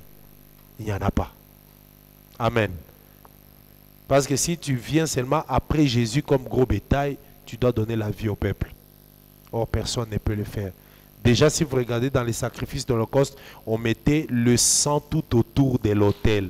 J'avais dit que tout le monde, chacun avec son péché, devait normalement venir mourir à l'autel pour son propre péché.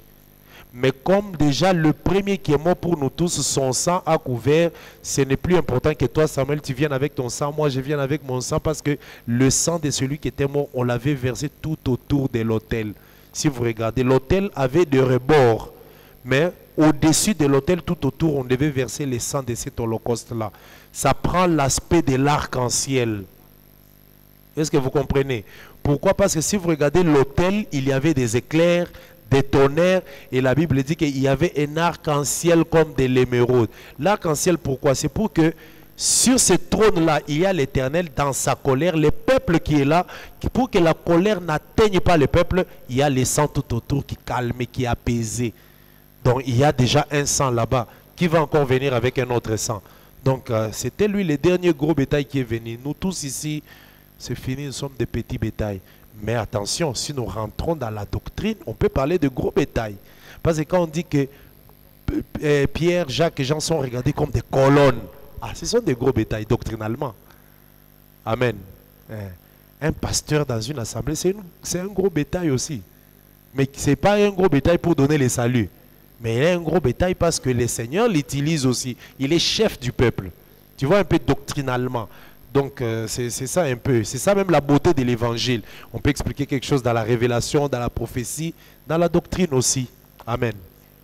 Ok. On va prendre la dernière question. Oui. J'ai posé ici des questions, vous n'avez pas levé les mains. On y va d'abord, frère Enoch. Merci Très pour rapidement. la parole, docteur. Oui. J'ai une question concernant l'offrande de quoi? Des oiseaux. Pourquoi on offre que les pigeons et les tourterelles? Pourquoi pas on n'a pas cité d'autres oiseaux? Bon, vous savez, Dieu avait des animaux que lui-même classait. Lisons d'abord. Je vais donner un exemple d'abord par rapport aux oiseaux qu'Israël pouvait manger et ne pas manger. Lévitique chapitre 11. Lévitique 11.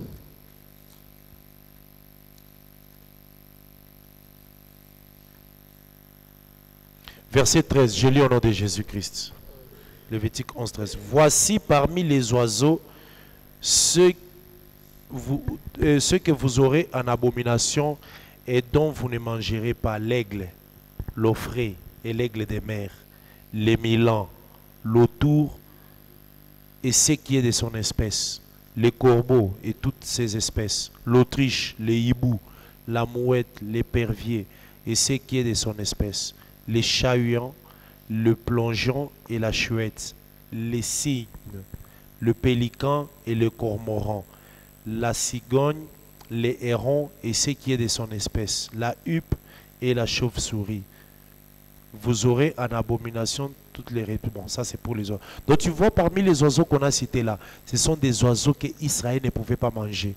Si tu regardes dans ces oiseaux-là, il n'y a pas la colombe et quoi, et la tourterelle. Parce que ces animaux-là, c'était des animaux purs. Ce qu'on a cité ici sont des animaux impurs. Alors, dans l'offrande sur l'autel, on ne peut pas offrir un animal impur. Tu comprends? Donc c'est parce que la tourterelle et les pigeons, ce sont des animaux purs. Ce sont des animaux, des oiseaux sacrificiels que Dieu acceptait dans les sacrifices. Si tu viens offrir à Dieu l'épervier ou le chauve-souris, il ne va pas accepter ça. Donc les deux oiseaux-là, c'était des animaux purs. Amen. Dans la liste des animaux impurs, tu vois qu'ils ne sont pas là. Même aussi pour les bêtes, la chèvre, les veaux, boucs, tout ça, ce sont des animaux purs qu'on pouvait offrir à Dieu. Amen. Ok. Ouvrez les micros là. Les frères, je pense que son son, il avait ouvert. Hein. Son son passé. Ok, allez-y. Oui, merci beaucoup, docteur, pour la parole. Mais moi, j'aimerais juste savoir, est-ce qu'on peut parler du côté de l'Orient là comme le côté d'Israël? Parce que les jabots, comme vous avez expliqué, qui représentent la connaissance, alors je prends la connaissance là de Jésus qui reste du côté d'Israël. Comme aujourd'hui, Israël reste avec la connaissance physique de Jésus, dans l'autre, l'un des côtés là, comme les côtés de l'Église. Oui, on peut prendre ça, mais beaucoup plus dans le sens d'Israël qui aura la connaissance après le départ de l'Église. Ce côté-là est aussi, on peut parler de cela comme Israël. C'est ça d'ailleurs même, ces raisonnements-là que tu as, c'est ça les raisonnements d'un prédicateur. Donc, on peut prendre Israël et l'Est là comme aujourd'hui l'Église, mais après le départ de l'Église, cet Est-là sera Israël. Ici, nous parlons beaucoup de l'Est par rapport à la lumière, la partie qui voit la lumière en premier. Je vous donne un exemple. Vous voyez les mages. Jésus-Christ est né où? En Israël. Mais les enfants d'Israël eux-mêmes, ou le peuple d'Israël, n'avaient pas la lumière sur Jésus. Mais les mages qui venaient de l'Orient où ils venaient, c'est d'où? C'est des nations. De l'Orient où ils venaient, et ils avaient déjà la connaissance de ces fils-là. Donc, les mages là aussi représentent aussi l'Église. Donc ça veut dire que l'Est aussi peut parler de l'Église aujourd'hui. Mais lorsque nous, l'Église, nous partirons, la même connaissance là par les deux sera donnée aussi à Israël. Dans ces cas-là, l'Est là peut aussi parler d'Israël. Oui. Frère Yves, on va... La question n'a pas été? C'est vrai? Lui aussi? Ok, on va venir, oui. D'accord, docteur. Je voulais juste savoir, les deux premières séances, vous nous avez dit, Lévitique, c'est un livre qui est au milieu, qui représente le centre de l'adoration. Si nous lisons aussi Ephésiens 4 et 11, nous voyons que comme apôtre et au milieu, comme vous avez relié les 5 livres de Moïse. Dans Ephésiens, apôtre est au milieu. Oui, oui. Dans Ephésiens. Non, comme évangéliste est au milieu. Ah oui, évangéliste. Comme vous avez relié les 5 livres avec les 5 grâces, là aussi nous voyons que l'évangéliste est au milieu. Est-ce que c'est pareil ou bien... Bon, en tout cas, dire pareil directement, non. Je sais que c'est un positionnement là-bas. Mais ça ne veut pas dire que l'évangéliste, c'est un ministère du milieu. Non. Ici, d'abord, quand on parle de Lévitique, nous disons c'est l'évangéliste, oui. Je ne vais pas aussi condamner quelqu'un qui va dire que pour moi, Lévitique, c'est l'apostolat. Parce que l'apostolat, c'est ça le centre de l'adoration. Aujourd'hui, c'est l'apostolat qui met les fondements. Je ne sais pas si tu comprends. Voilà pourquoi quand nous parlons des 5 grâces ministérielles, un autre ministre peut prendre. Nous avons dit, Genèse, c'est l'apôtre. Exode, c'est les prophètes. Lévitique, c'est l'évangéliste. Nombre, c'est le pasteur. Deutéronome, c'est le docteur, tu vois. Mais quelqu'un d'autre aussi peut dans sa pensée dire, comme Genèse, c'est les commencements. Mais dans Lévitique, nous voyons l'adoration. Moi, je considère que l'adoration, c'est ça le fondement de tout. Parce que c'est quand ils ont commencé à adorer dans Lévitique que le Seigneur a trouvé que c'est un peuple saint. Je ne sais pas si tu comprends un peu. Ça, c'est l'apostolat. Pour lui, il peut dire, par exemple, la Genèse ou bien l'Exode, qu'on a l'habitude de dire que c'est les prophètes. L'Exode, là, c'est l'évangéliste. Parce que c'est l'évangéliste qui fait sortir les gens du monde. Est-ce qu'il a fauché? C'est l'évangéliste qui tire les gens du monde. Il n'a pas aussi fauché. Donc c'est une pensée. Mais dire que le ministère évangélique aujourd'hui, c'est le centre, non, ce n'est pas vraiment C'est pas ça. Amen. Ok. Je pense qu'on va terminer. Ah oui, le frère John. Donnez-lui le micro.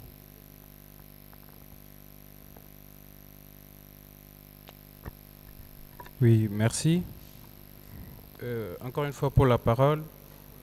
Ma question concerne le verset 16 du premier chapitre de Lévitique, où vous nous avez expliqué le fait que le sacrificateur devrait ôter les jabots et le jeter près de l'autel vers l'Orient. Et vous nous avez bien expliqué en disant que les jabots représentent la connaissance qui devrait être donnée à un peuple. Oui, à un peuple. Je pense que vous avez parlé de l'Église. Alors, la portion qui parle des plumes, parce que la Bible précise que ces jabots devraient être jetés avec les plumes. Alors, c'est la portion des plumes ici que j'aimerais que vous puissiez un peu m'expliquer plus de précision. Merci. Oui, ici, c'est la même pensée que nous avons lorsque le Seigneur donne l'ordre à Israël que lorsque vous mangez l'agneau, vous le mangerez dans l'entièreté. Les jabots, c'est comme ce qu'on appelle le gesier. Donc le lieu où l'animal gardait la nourriture, où l'oiseau garde la nourriture avant que la nourriture aille dans l'estomac.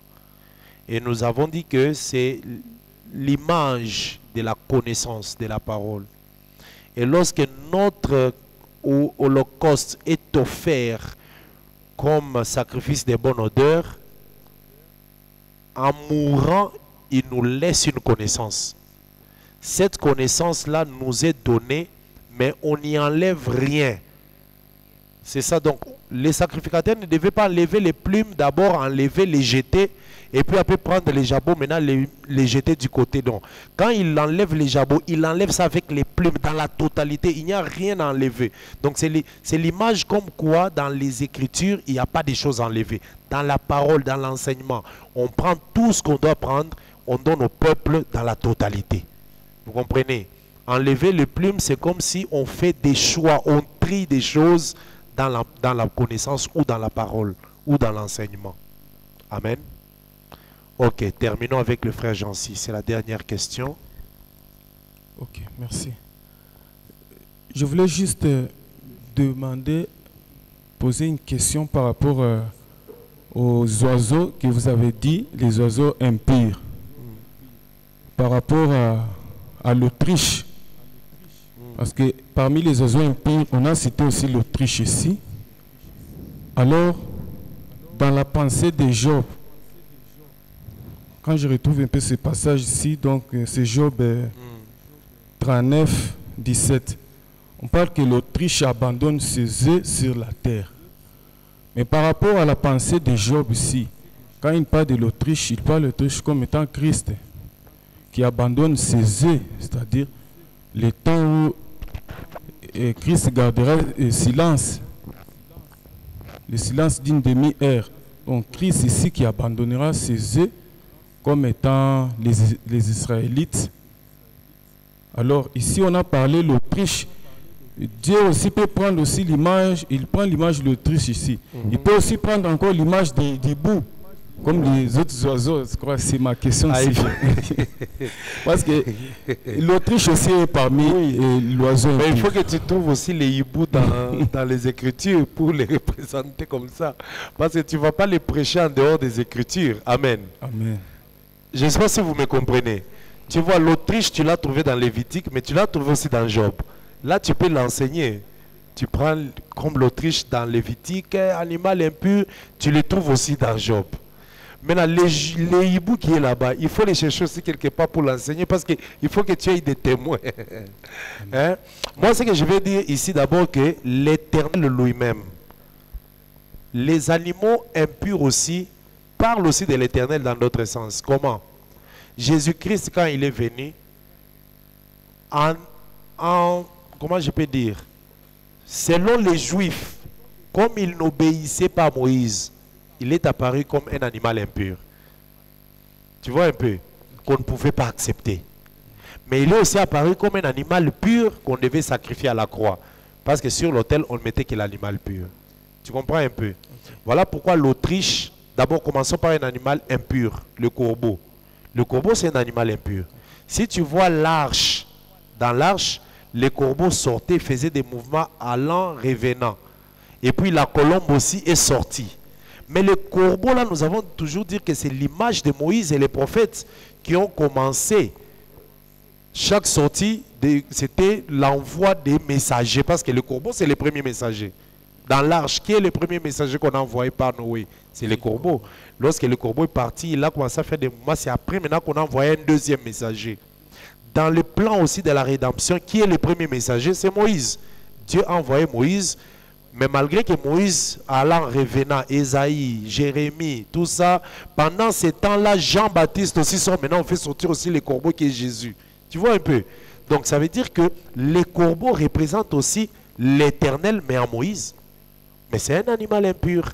L'Autriche aussi, c'est l'Éternel qui va abandonner Israël dans la grande tribulation. Tu vois un peu? C'est l'Éternel. C'est pour dire que l'Éternel peut parler de l'animal impur ou l'animal pur. Est-ce que nous comprenons? Voilà. Alors pour que tu prêches les hiboux, en tout cas, nous, on ne va pas t'interdire. Parce que on ne va pas t'interdire de prêcher les hiboux. Mais il faut que tu aies des bases pour prêcher les hiboux. Amen. Ok. Que le Seigneur soit loué. Oui, frère Christian. Les hiboux. Déjà, celui qui a écrit Hébreu a dit, l'État me manque de parler d'eux. Toi, si tu as l'état de parler des hiboux, mais il faut amener les passages bibliques. Amen. Ok. Excusez, docteur. Moi, je voulais avoir seulement un éclaircissement sur le point que vous avez parlé d'Adam en étant image de Dieu. Lorsqu'il avait péché, c'est Dieu qui est tombé, tout ça. Et je voulais aussi, bon, ça m'est venu aussi en tête, quand Dieu maudissait Adam, donc il maudissait aussi son image. Mais Adam, c'est son image. Est-ce que on a un verset qui nie donc Adam, Dieu c'est son image. maudissait encore lui-même. C'est son image. C'est pour ça que j'ai dit que Adam, c'est l'image. Parce que j'ai vu tout le monde avait hésité. C'est pour ça que j'ai dit attention. Si nous croyons qu'Adam, c'est l'image de Dieu, pourquoi on a peur de dire que l'image de Dieu a péché? L'image de Dieu est tombée. Mais ce n'est que l'image, ce n'est pas la réalité. Le véritable Dieu n'a jamais péché. Mais ce n'était que l'image. D'ailleurs, le véritable Dieu n'a pas péché, mais lui est devenu péché. Le véritable, il n'a pas péché, mais il est devenu péché. Donc c'est pour dire que ce sont des balancements, c'est pas des nuages, qu'il ne faut pas que nous paniquions. Parce que nous sommes des prédicateurs. Hein? Et nous sommes des prédicateurs d'un niveau élevé avec cet évangile. Si tu n'arrives pas à dire certaines choses, ça sera compliqué. Donc l'image d'Adam était placée, mais cette image-là a péché. Dieu est venu, a maudit son image, et après Dieu est venu, il a revêtu son image. Donc il a revêtu, il a restauré. Amen. Ok. Que le Seigneur vous bénisse. C'était merveilleux. Prochainement, nous allons commencer le chapitre 2. Il y a encore beaucoup de choses, beaucoup encore, hein, un long chemin à faire. Il y a encore beaucoup de choses à dire par rapport aux fils d'Aaron qui doivent être consacrés. Nous avons beaucoup de choses dans Lévitique. Beaucoup. Les lieux destinés pour les sacrifices. Donc, quand nous regardons seulement les Lévitiques, je vous dis qu'au bout quand nous exploitons Lévitique, au bout de cette exploitation-là, c'est fini. Tu deviens un prédicateur vraiment rempli de connaissances. Amen. Ce que nous vous disons ici, vous n'allez pas trouver ça dans une école théologique. Là-bas, on lit ça comme de l'histoire seulement, hein, comme quelque chose qui est déjà passé. Mais nous comprenons que ce sont des prophéties qui s'accomplissent aujourd'hui. Amen. Que le Seigneur nous bénisse et que la grâce de Dieu. Tous ceux qui nous ont suivis en ligne, nous attendons vos commentaires. Mettez vos commentaires, qu'ils soient sur Facebook, sur YouTube, et puis aussi partagez ces moments de partage de connaissances avec les autres aussi. Prenez les liens, envoyez-les dans différents groupes, WhatsApp, groupes Facebook, partagez avec les connaissances. Laissez-nous aussi un commentaire, laissez aussi des questions. Vous pouvez laisser des questions là, nous allons répondre à toutes ces questions. Les bien-aimés qui sont dans l'auditoire ont posé des questions, mais moi je ne pense pas que les questions sont finies. Donc même vous qui nous suivez en ligne là, vous pouvez avoir des questions, vous mettez juste dans les commentaires et on va y répondre. Nous allons nous retrouver le mercredi prochain à la même heure par la grâce de Dieu. Que le Seigneur vous bénisse. Nous prions et nous remercions le Seigneur. Seigneur Dieu Tout-Puissant, nous te rendons grâce, te disons merci pour ton amour, ta bonté. Merci pour tout ce que tu nous as accordé et permis que nous puissions comprendre au travers ta parole. Que ton amour, ta grâce et ta bonté nous environnent, Père. Nous bénissons ton nom, Jésus-Christ, et prions que ta grâce, ô Jésus, soutienne chaque personne, frère, sœur, afin que nous puissions vivre ta gloire. Merci pour ta bonté, Père. Nous te recommandons ces moments, cette nuit, afin que tu puisses toi seul nous couvrir de ton ombre. Au nom de Jésus, nous t'avons ainsi prié. Amen. Que le Seigneur soit loué et qu'il bénisse les bien-aimés à la technique. Merci.